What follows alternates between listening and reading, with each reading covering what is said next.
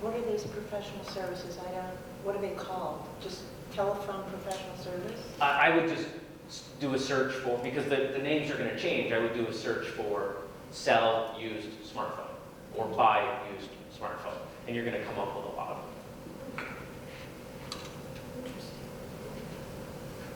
them. If you use a Mac at home, there may be some reasons why you don't want to have an Android smartphone. Not because it can't work, but because one of the things that Apple intentionally tries to do is make it easy for you to use a Mac and an iPhone. There are some things that are a little bit better there. If anyone's ever used an iPhone with Windows and they've used iTunes on Windows, you know it can be kind of a disaster. But iTunes on the Mac works great. Everybody likes gadgets. So now I'll talk about a couple of them that I have on the table. This is a battery. This gives me almost an entire extra charge on my phone, or about half of one on my tablet. You can get these for anywhere from 20 to 30 bucks and up. I have one that's quite large. I thought about bringing it today, but I didn't. That I can charge with a solar panel. The panel's about this big. The battery I can charge either plugging in the wall or with the panel. And I could recharge my phone probably a dozen times off that. So if I go camping or something, I take that with me. Screen protectors. I can't really show you that I have a screen protector. The whole idea is that you wouldn't see it. I would strongly advise everyone in this room always put a screen protector on any of your gadgets. There are screen protectors that are really cheap. On the higher end, there's a company called Zag that I'm very fond of. I actually most people seem to like the texture of those screen protectors. The material that they use for these screen protectors is the same thing that they coat helicopter rotor blades with. So it's really durable. You can take your keys and hack away, and it's self-healing. It's not going to hurt anything. They're generally about 30, 35 bucks for each phone, maybe a little bit more for tablets. But it's going to protect you from scratches, which if you want to go sell it later, you're going to get a little bit more money back. If you drop it, anybody here ever dropped a phone? Shattered the screen? Oh, gut-wrenching, isn't it? It's going to help keep that from happening, and if it does, it's going to hold all the pieces together, so hopefully you can keep using it without cutting your thumbs. You're trying to tap it out an email. Cases, not just a cover. So this case here has a little bit of shock protection to it. A lot of iPhone users are typically putting just a plastic shell on. It doesn't really do anything. Okay? Imagine wearing a motorcycle helmet that didn't have any padding. It's going to hurt just as much as the ground. So try and find something that's got a little bit of shock protection. So if you drop it, bump it, you're going to be okay. Cables, charging cables, or to connect to your computer. If you're buying them from Apple, you're going to pay a fortune. But there are plenty of knockoff companies that make them just as good for $5 or so. Get a bunch of them. Have a couple in your car, have one in your laptop bag, a couple at home. If you're good. By definition, we're talking about being on the road. You could lose one, you could forget it in the hotel room. Have a few of them. Don't go on vacation. Don't go away on a business trip with just one. Murphy's Law says you're going to end up needing at least 2 more. Chargers. Same idea. 2 is 1, 1 is none. Bring a couple chargers with you on the road. You can get chargers that have the cable built in, but I actually really like the ones where you can disconnect the cord. It's just a USB port. I think most phones are coming with those now. That way it's a little bit more flexible. Going back to cables and cables and chargers together for a second. Not all chargers are created equal. Different devices, again, have different size batteries. And if you look really closely with a magnifying glass on the charger that came with your phone versus the charger that came with your tablet, you'll see a power rating usually given in amperes or milliamperes, MA, little m, big A. And your phone probably has less current. Your phone charger has less current going through it at any given time. If you've ever swapped them, tried to charge your tablet off your phone charger, you might wake up the next morning and say, why is this not charged yet? This is a charger that I like, this kind of style. I've got one of these at home. You can plug in multiple cords to that one block. A lot of times in a hotel or something, you don't have a lot of outlets to choose from. Okay. And then I just mentioned the brand made by a company called Anchor, A-N-K-E-R. There are tons of these out there. This one, if I remember, was about $40. Any electronic store, Amazon, or you choose to buy, has a bunch of stuff like this. But again, That's a charger. that is a charger. So if I can borrow that for a second, see if we can find the numbers on it. Woo. 0.95 amp.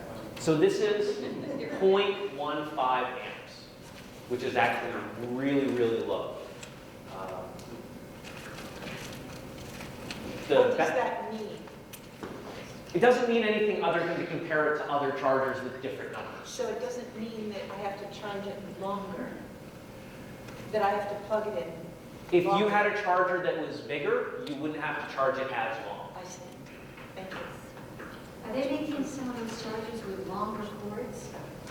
It would be nice to be using the phone while it's charging. Sure. When you're sitting You on can- the bed or- You can get these cords, this cord here, you can see there's the charger, here's a cord.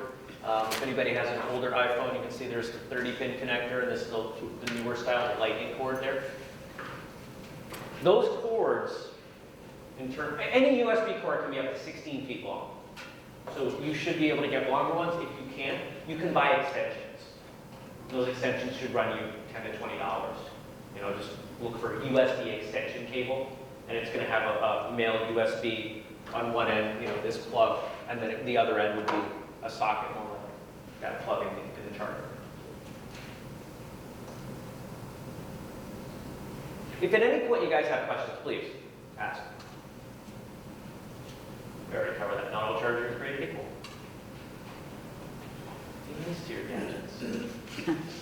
Back up. If any of you were fans, and I don't have any of those, but let's pretend you were a fan of my writing, you would roll your eyes because it's the thing that I'm talking about most is backup.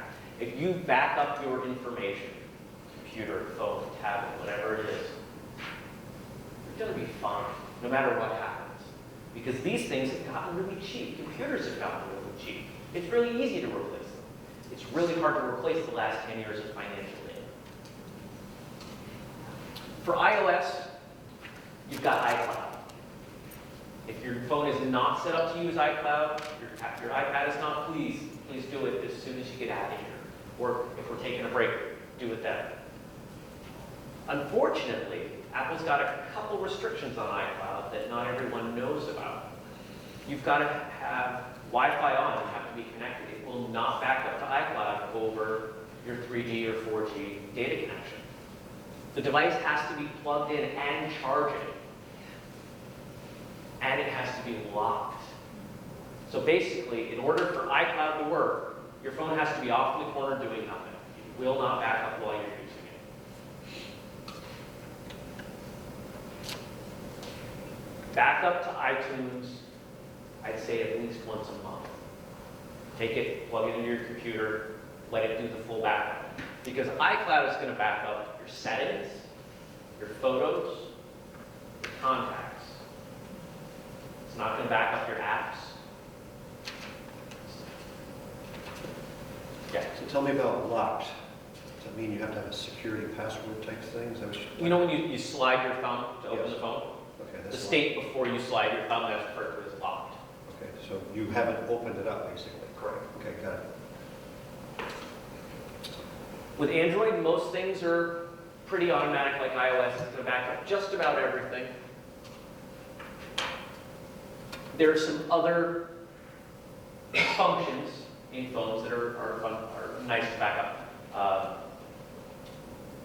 For a long time, I resisted doing anything professionally via text message, but the world has decided that that's a acceptable business communication medium. I'm not really keen on that, but I've got to play ball with what my clients want.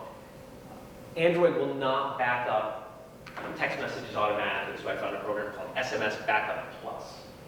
It's free. It will batch together those text messages and actually shoot them over to my Gmail account, which is pretty handy for me because then I can go back and search through them. On iOS, text messages are backed up automatically, whether it's iCloud or iTunes. Sometimes I need to know who I called and when. And yeah, I could go through the list, and there are ways to back that up too. But I found a way that's a little bit more intuitive for me, and I think for most people, and that's logging it in a calendar format. So I've got an app on my phone called Call Track that's free, and the alternative for iOS is something called Catalog, that when I make a call, it puts an entry in my calendar, says the number I called, if I have information on the person, if I have an entry in my phone book for them, it'll put down their name, and it'll put down the duration of the call. Works great for me. Oh, I know I called them last, what was that? I don't know, last week sometime, or I can bring up that calendar and just scan through, oh, there, that's when I called them. You want to avoid water. Kind of goes without saying, but if it's out and you're out in the rain, maybe don't use your phone if it's getting wet. It doesn't take much water to get in there and fry the whole thing.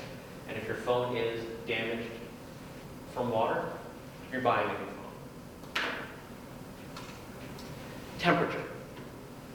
Your devices are going to be happy roughly in the temperatures that we are happy in. If it gets too hot, whether you left it on the dash, in the car, the windows up, in the summer, you could fry it.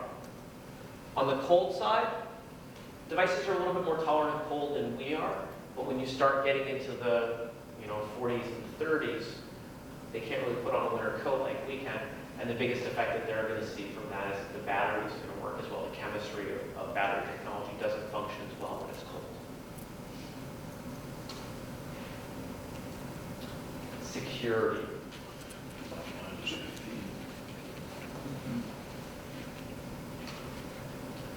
I would suggest everybody in here put a password or pattern locks or number, just something on all of your devices. We're talking about using these devices for business.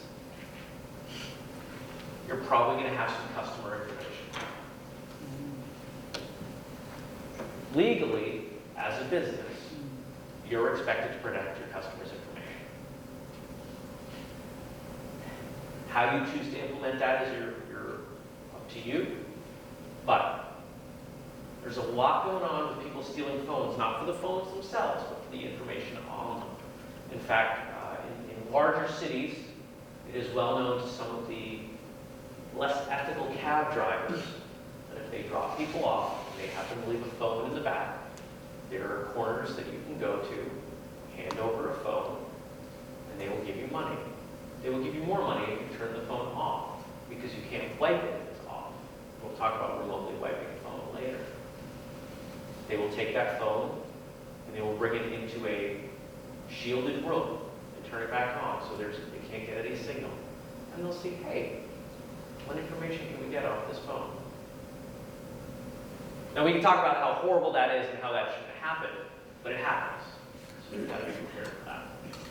With this phone, with the thumbprint, is that also true? Yes. They can also get into it. There's almost always a way to get into everything, but we want to deter them as much as possible. Okay, those thumbprint passwords are. Oh, good. Thank you. Here's one a lot of people don't know about. If you've got a lock or a password on your phone, and if you take it and you hold your phone to the light, you'll probably see a lot more smudge over those areas where you press those buttons. There's some crazy on mine. You're good. On mine, I've got what's referred to as a pattern lock. I swipe in a particular, I've got a bunch of dots, and I swipe in between them in a pattern that unlocks my phone. Well, after I've done that a couple times, doesn't matter how clean my hands are, the oil from my finger starts to build up on there. Again, I can turn it to like, oh, that's where my pattern is. So try to keep it fairly clean. You know, wipe it off every once in a while, even on your shirt, or, you know, turn it off and smudge your fingers across it if you're that kind. Make it a little bit harder for them. You shouldn't use handy wipes and things like that. No. In fact, on any of these screens, I recommend cleaning it with nothing more than a soft cloth and some water. Thank you. It's pretty rare you're going to need anything more aggressive than that. Did you say with water? Not dripping, just a little, just enough that the cloth has a little bit of dampness to it. You can also get microfiber cloths. You can get, some glasses tend to come with them now, or even regular glasses. Those will work fine as well. The time to prepare for losing your phone or your tablet is not when you've lost your phone or your tablet. You're not going to know what to do. And there are some things that if you prepare ahead of time, you'll be a lot better off. On iOS, there's a function called Find My iPhone. And despite the name, it'll work for your iPad as well. On Android, you've got Android Device Manager. Now, one of the neater features of both is you can make them ring. They can make noise. Where did I leave that? Is that... You ever do that? You wander around your house, where's my phone? It's not stolen. You know it's somewhere, but you don't want to spend the next 3 days waiting for it to turn on. You can log on to the web or from another device, and you can track it, which is going to use GPS and a map overlay to say, here's where it is. Okay, yeah, it's in my house. Where is it? You can make it ring. Oh, there it is. The kid stole it, or the dog stole it, hopefully didn't eat it. I only put a couple things in this whole presentation in red. There's the center one. Play with it. Be comfortable with it.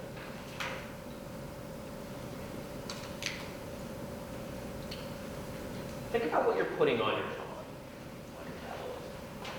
There's going to be a lot of, the tendency is to want to put everything on. I want all of my documents available. I want all of my customer information available.